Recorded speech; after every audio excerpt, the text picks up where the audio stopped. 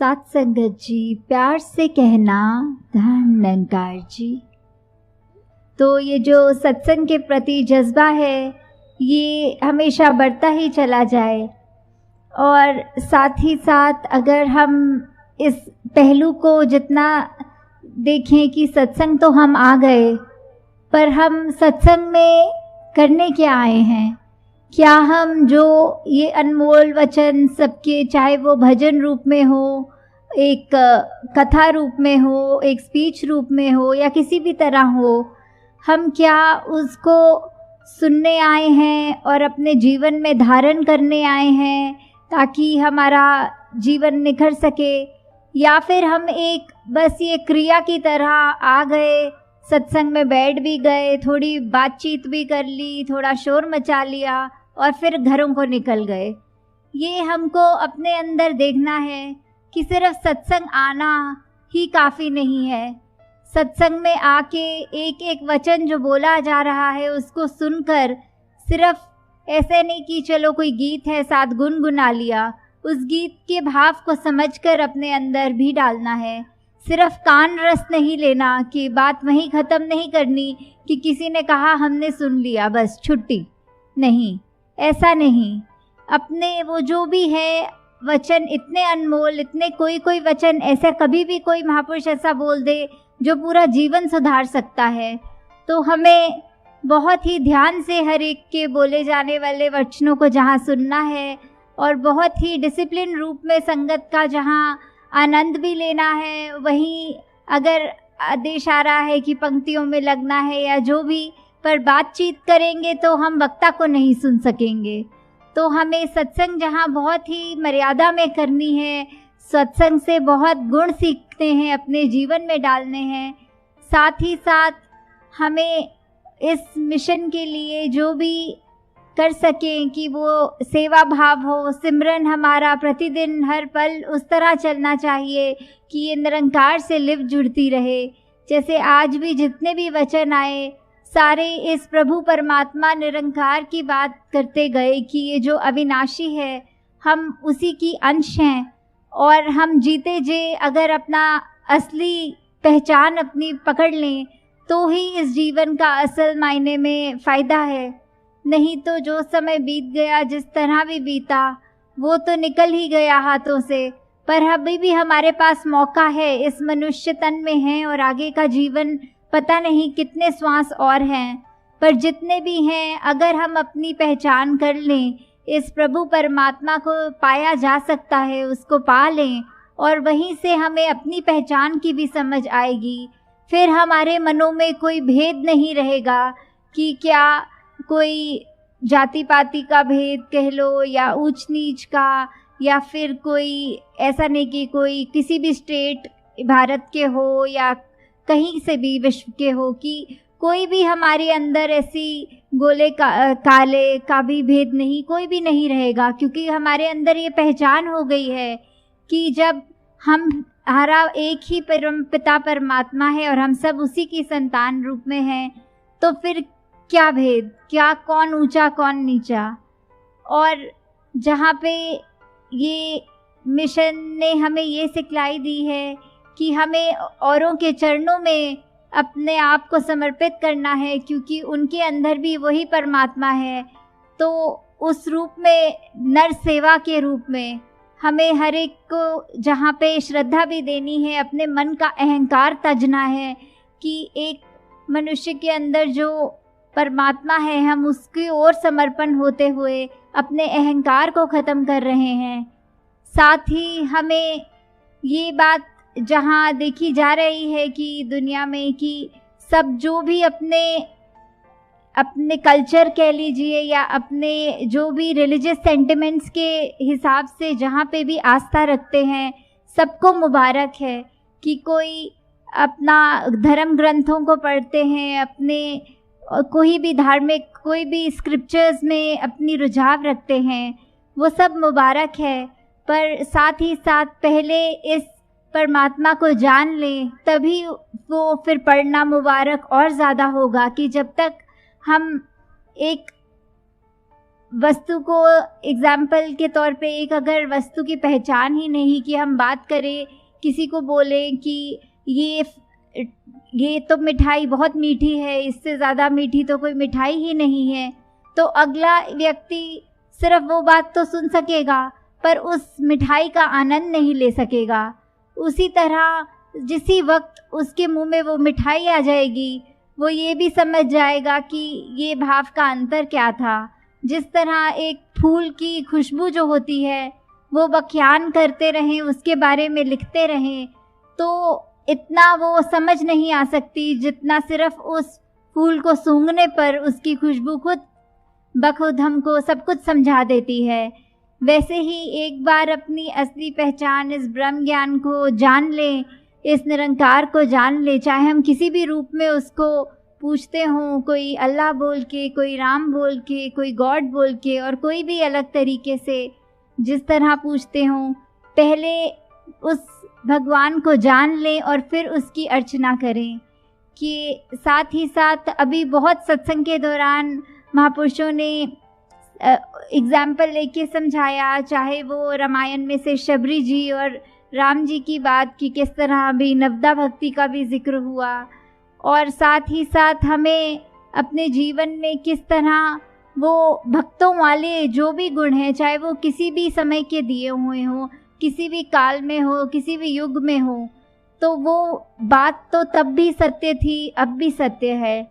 कि हमारा जीवन तभी सफल हो सकता है जब तक एक हमको अपनी असली पहचान न मिल जाए। जिस तरह जहाँ हम चाहे गीता को पढ़ें तो भी वही बात की, जहाँ भगवान कृष्ण ने ये जीवन के बार बार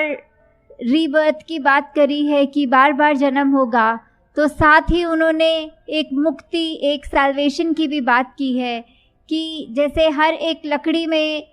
आग लगने का पोटेंशियल होता है, बस चिंगारी की ज़रूरत है, वैसे ही हमारे चाहे कितने भी जन्म हों, अब जो अवसर, ये वर्तमान जो हमारे हाथ में है, उसका हम पूरा फ़ायदा उठाएं और इसी में अपने अभी कल्याण कर लें कि आत्मा के बंधन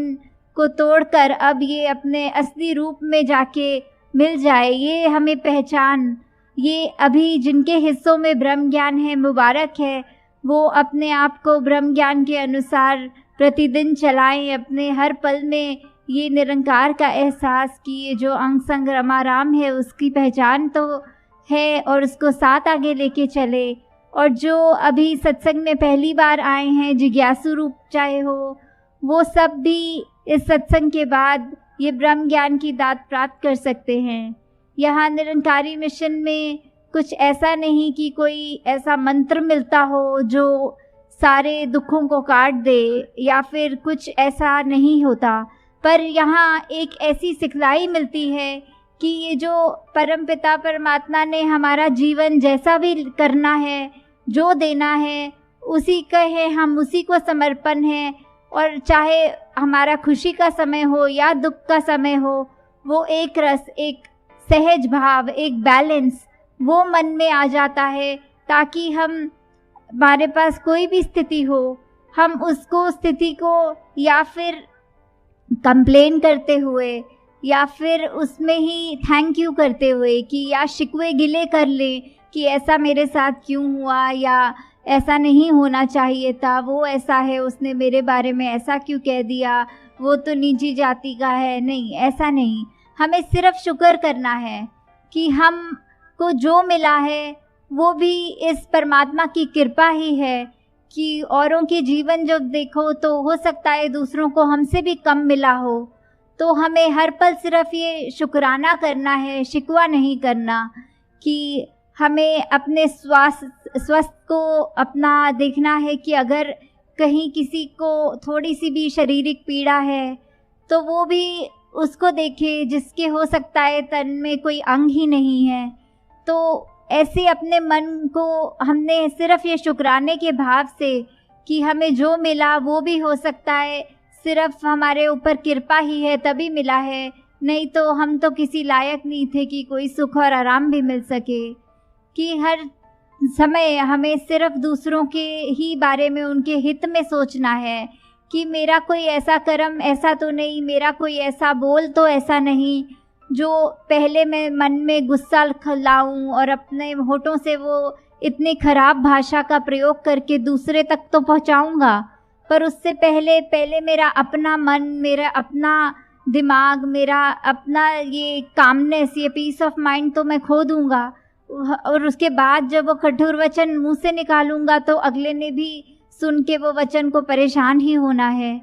तो हमारे पास अभी वो विवेक है, बुद्धि है, चेतनता है कि हम एक बार ये जब निरंकार का एहसास कर लें तो हम जानबूझ के कोई भी ऐसी गलती नहीं करेंगे, क्योंकि जब समझ ही आ गया कि अंग संग परमात्मा है तो हम इंटेंशनली किसी को भी हर्ट नहीं करेंगे, कि जानबूझ के किसी के साथ बुरा नहीं करेंगे। और अगर कोई हमारे साथ भी बुरा करता है तो बदले की भावना नहीं रखते हुए सिर्फ उसके लिए भी क्षमा मांगनी इस परमात्मा से कि कोई कारण होगा जिससे इस व्यक्ति ने मेरे साथ ऐसा बुरा कहा या ऐसा बुरा किया, आगे से बदला नहीं बल्कि सिर्फ उसके लिए भी भलाई मांगनी है। तो दातार कृपा करे आप सब भक्तों पर कि किस तरह आप सब आज इकट्ठे आए हैं और सिर्फ इसी के लिए कि ये निरंकार का जो आपका रूह का और निरंकार का रिश्ता है वो और स्ट्रॉन्ग होता जाए और बढ़ता जाए, उस तरह कायम रहे कि कोई भी चीज़ और फिर बीच में ना आए। जिसको हम कहते हैं कि एक तन है वो तो सिर्फ हमारे 5 एलिमेंट्स का बना हुआ है, चाहे वो पानी रूप में है तो हमारे अंदर वो पसीना और खून और अन्य ऐसी चीज़ों में है, धरती रूप है तो हमारी वो काया हो गई, अग्नि रूप हमारे अंदर की हमें जो ये भूख प्यास लगती है, उसी तरह ये जो हमारे और भी तत्व हैं ये सारे हमारे अंदर सिर्फ वो माया का रूप ही है कि ये एक दिन तो हमारा शरीर भी नहीं रहेगा। और यही बहुत बड़ी सच्चाई है कि अगर पैदा हुए हैं तो मृत्यु भी होनी है। तो हमारे हाथ में सिर्फ क्या है, जो अभी का वर्तमान है, अभी की लाइफ है। तो सारी चीज़ें जब ख़त्म हो जाएंगी तो हमारे पास क्या रहेगा, वो ही है जो परमात्मा है। उसका जितना जल्दी हम जानकारी लेंगे कि होता क्या है, हमारे अंदर से जिज्ञासा आनी कि ऐसे ही तो नहीं हम अपना जीवन व्यर्थ कर रहे, तो एक बारी जब उस बात की समझ आ जाती है तो सारे ही काम हमारे होते जाते हैं। और अभी भी जैसे आपने श्रवण किया कि निरंकारी मिशन में कोई धर्म प्रवर्तन नहीं होते, पर सिर्फ मन प्रवर्तित होते हैं कि जो मन पहले सिर्फ दूसरे की लिए खराब सोचने के लिए करता था, दूसरे का नुकसान करते था, वही मन प्रवर्तित होके सभी के कल्याण की अरदास करता है और अपने कर्म ऐसा बना लेता है कि वो एक चलता फिरता प्रचार बन जाए। तो दासी आपका और समय नहीं लेगी, बस इन्हीं शब्दों से इजाज़त चाहेगी कि जिस तरह अभी आप सब ने इतने घंटों में ये संगत का आनंद लिया, ये संगत रूप, सेवा रूप, सिमरन रूप में आनंद हर वक्त लेते रहें और ज़्यादा से ज़्यादा संगत कर सकें। साथ संगत जी प्यार से कहना, धन निरंकार जी।